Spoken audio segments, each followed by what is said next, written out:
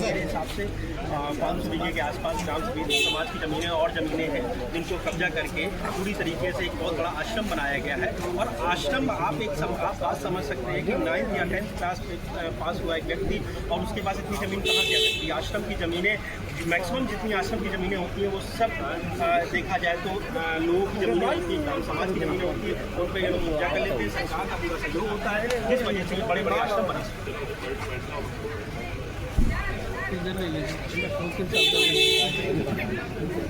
भैया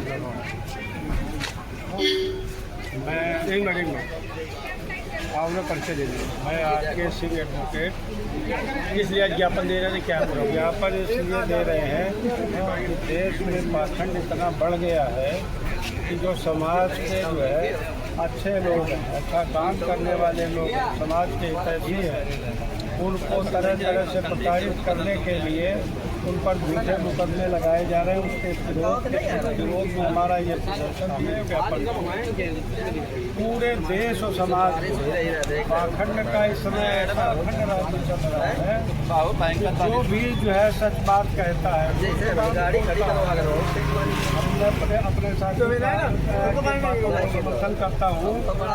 जहाँ जहाँ फोन रखे हजारों हजार बीघे जमीन जो सरकारी जमीन है, गाँव समाज की जमीन है, वो सारी जमीनों पर ये लोग कब्जा कर लेते हैं, वहाँ आश्रम बना लेते हैं, उसको अपनी निजी संपत्ति बना लेते हैं और वहाँ से इतने गंदे गंदे और घिनौने काम।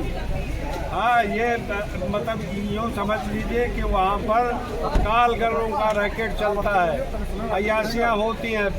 जितने समाज के बुरे से बुरे काम हैं वो इन आश्रमों के जरिए किए जा रहे हैं। और जो भी व्यक्ति जो है उस सच को कहता है उसके खिलाफ झूठे मुकदमे लिखाते हैं। हमारा ज्ञापन हमारे सब साथियों का विरोध इस बात को लेकर के है कि ऐसे पाखंडियों की जो ज़मीनें कब्जा कर रखी हैं या पाखंड के जरिए जो अरबों रुपए की संपत्तियां इन्होंने अर्जित की हैं, सरकार उस पर क्यों मौन है? सरकार उस पर क्यों कार्रवाई क्यों नहीं करती? सरकार दलित वर्ग के लोग, ओबीसी के लोग, माइनॉरिटी के लोग जो इन गलत बातों का, गलत गैर कानूनी कामों का विरोध करते हैं, आप उनके खिलाफ झूठे मुकदमे लिखाते हैं।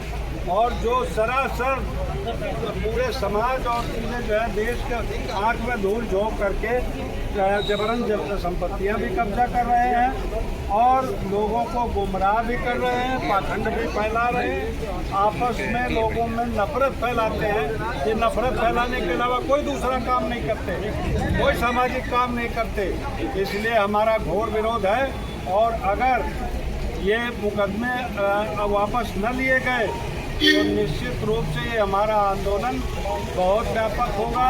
हम कानूनी लड़ाई भी लड़ेंगे, कानून के जरिए भी इनको चुनौती देंगे और सामाजिक व्यवस्था के जरिए भी चुनौती देंगे।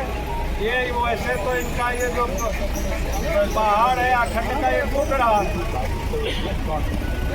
ये इनका